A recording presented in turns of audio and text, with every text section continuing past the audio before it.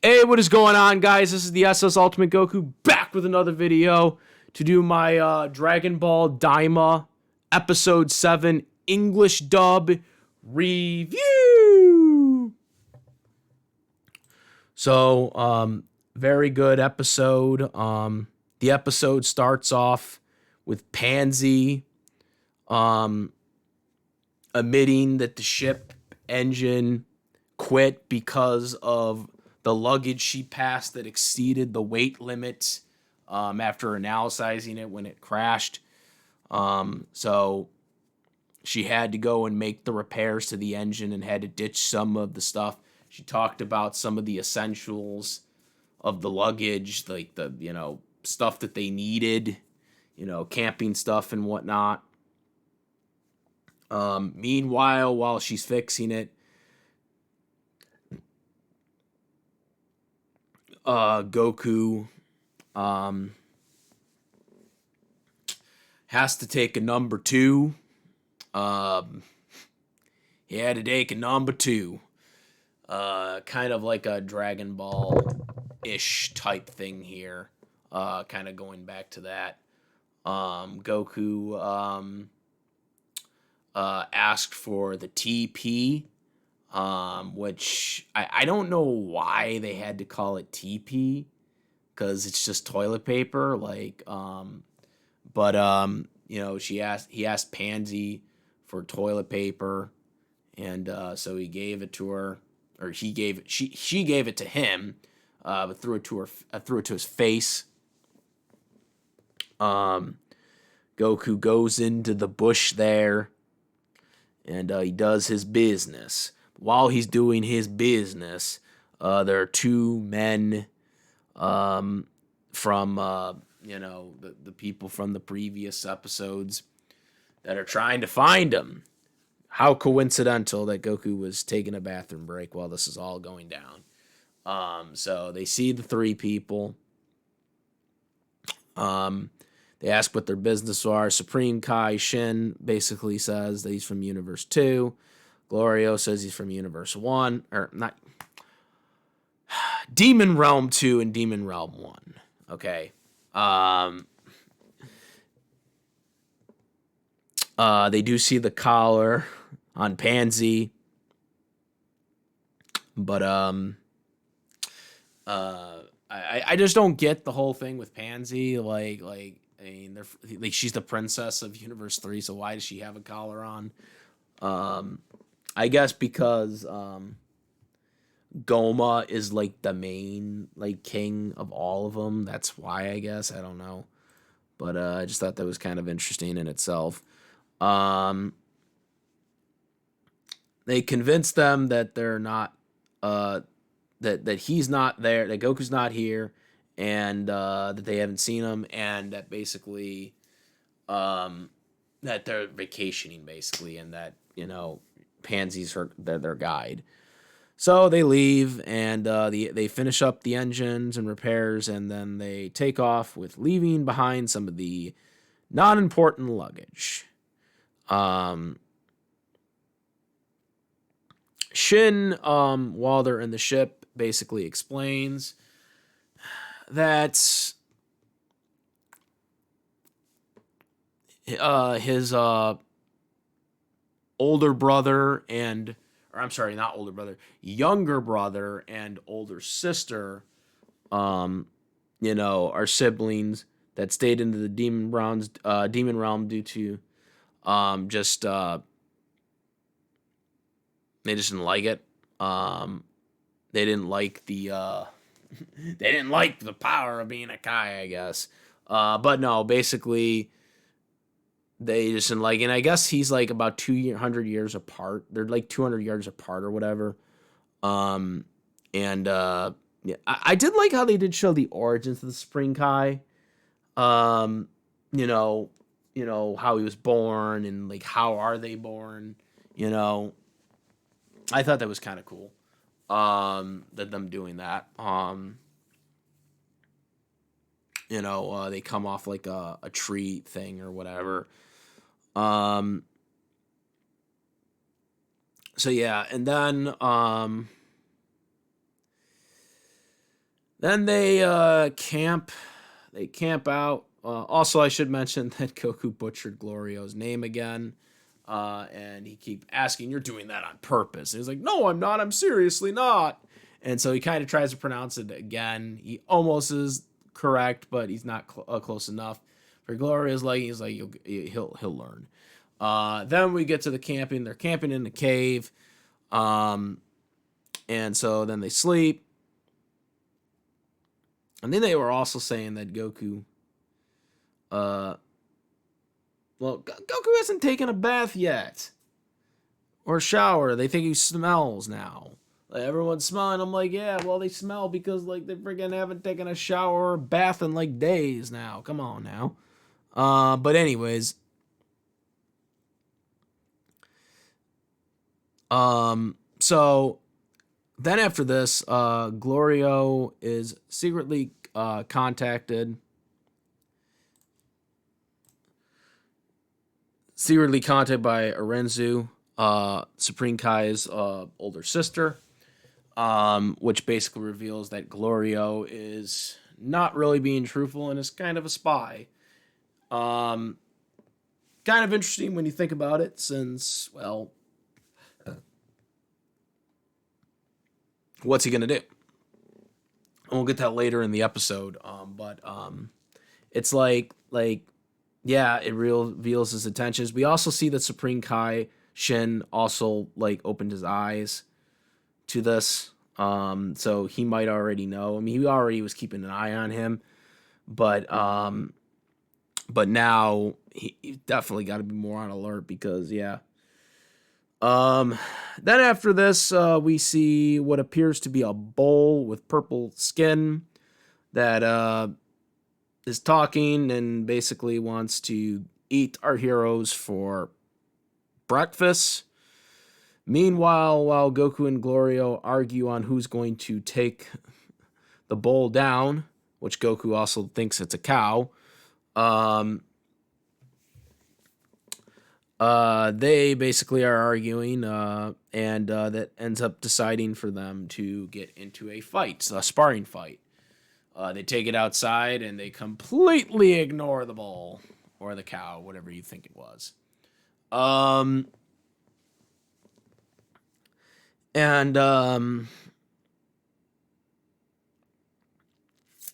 Anyways, so they fight. Goku originally takes it easy by putting one of his arms behind his back. But obviously Glorio's too strong for that, so he then decides to use both arms. Glorio is able to get the power pole away from him, but then after that, he uses some magic attack. He dodges it. He dodges his magic attack, and then Supreme Kai basically tells him, "Hey, Goku, don't go easy on him. You have to show your full power against this guy." And so then Goku goes Super Saiyan. First before that, he takes it really serious. Actually, no. At this point, he actually still had the power pole in his hand. I went a little too early on that. He had the power pole in his hand. He actually, had his mouth opening up, but then he used another magic attack and dodged. And at that point, he got the power pole away from him. And then, of course, he uses the full power, which leads to the Super Saiyan transformation. And then Glorio, when he uses his best magic attack, Goku easily with the Super Saiyan. The first time we've seen Goku as a Super Saiyan with being a kid, without counting GT, of course. He basically just uses his hand and breaks the blast, and then uses instant transmission and goes right behind Glorio's back and says, "I think we're done here." And Glorio agrees. He surrenders because obviously Goku just could have taken him out at that point. So yeah, I guess Supreme Kai wanted to show Glorio that Goku could take you out. But my whole thing is if Glorio's a spy, like why would you recruit Goku? I mean, he was kind of cocky in the sparring match because in the beginning he said that with him being a kid that it would, help his chances. But like, why would you recruit Goku if like you're a spy for Goma? You know what I'm saying? Doesn't make sense. Something tells me that there's more to this than meets the eye. Like, it's something that tells me that this has got to be more than just that. That the sisters got to be more involved in this. Maybe a double agent type situation. You know what I'm saying? Maybe she wants to take over and be the master or whatever. But anyways, so yeah, then the bull cow thing basically is just like frightened by Goku's power and doesn't want to fight at all anymore, and basically figures out a convenient way to chicken out and leave. So that is the end of that, and then after that we then see Bulma finishing up repairs at the ship, the Spring Kai ship. Vegeta is, he's lifting weights, big weights. Piccolo and Kibito are talking about going to the Demon Realm. Piccolo's also talking about how, Vegeta is just going too far with his training like this. And also, speaking of Kibito, I don't know what this is. But since he's on screen again, because I never got to mention this, but why does Kibito not have red skin anymore and he has purple skin? Like in DBZ, he had red skin. And I don't know if this is like a retcon like Dragon Ball Super did, with the whole, blue hair for adult Trunks. Whether it's future Trunks or not, or it's a kid Trunks turning into adult. I don't know if this is the reason why they're doing this or not, but I just think it's just kind of weird that they're kind of making these changes all of a sudden and trying to make it seem like these never happened. But we know Kibito had red skin in the original DBZ, so I don't know why he has purple now. I don't know if this is a retcon or this is just, them just plot holing everything, or if there's like an actual excuse for it. But it shouldn't be like that, and it can't be because of the fusion, because the fusion doesn't change somebody's skin when they defuse, so that doesn't make any sense. Then again, Super, screwed everything up with this convoluted explanation that Kais can only be fused together with the fusion portal forever, but non-Kais they can be only fused for an hour, which we know isn't true because in Dragon Ball Z it was explicitly stated that they would be together forever if they fused, but because of Majin Buu's like body that forced them to defuse. It forced them to defuse, which in this series it explains that exactly the way we thought of it in DBZ, but apparently in Super it's like got convoluted. So I don't know what the hell, why they would explain it that way there, but explain it here that way, the way it should have been explained in Super. But I digress. So, in the last closing minutes of this episode, we then see Bulma finish the ship, and she, this allows Piccolo, Vegeta, and Kibito to get in the ship. It's cramped, but it's probably a little better than the one that Goku got into. But nonetheless, within seconds of it taking off, it would come crumbling down, or crashing down, a few feet off the ground, and after a bunch of red warning sirens came off of the ship. And unfortunately, that's how the episode ends. Bulma's kind of all upset, obviously, and confused. But that's how the episode ends. They have the credits, and yeah. Overall, a very good, fun episode. I liked this episode. It it showed some of Goku's old Dragon Ball tendencies. Since I mean, he is kind of a kid in this a kid now, even though he's physically an adult. Or I don't know. He's not physically an adult, but he's mentally an adult because he has. See, that's the thing. Like these guys, like all the kids and all the adults that were switched back into kids, and the kids that were switched back into babies, they all still have the mental, brains of their age before they were switched back to being kids and babies.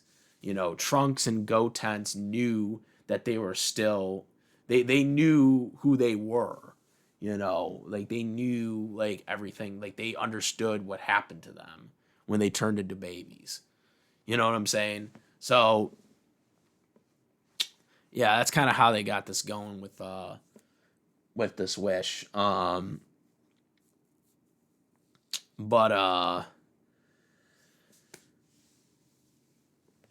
yeah, it's an interesting episode. I like the episode. I'm really interested to see where where this Glorio thing is going. He might be a double agent for Supreme Kai's sister. Um,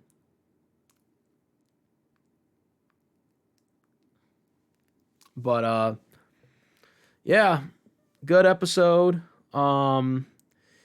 And can't wait for the next episode. I know we're behind thanks to them being dumb with putting these episodes out. I don't know who it was, whether it was Crunchyroll or Toei or that's still the mystery that we still don't know yet, unfortunately. But anyways, excuse me. But anyways, that is the review of episode 6. Make sure to comment, rate. If you like this video, my videos, please subscribe. Hit the notification bell for the latest contents. Thank you. And that's about it, guys. I am the SS Ultimate Goku, and I'm out of here. Peace. Also, make sure to subscribe to the YouTube channel, follow the Twitch, Instagram. All the SS Ultimate Goku do have a Discord link in the description for discussions about the dub. And various other topics. And also, I do have a YouTube tier list as well for perks and stuff like that. So make sure to check that out. And now I'm out. Peace.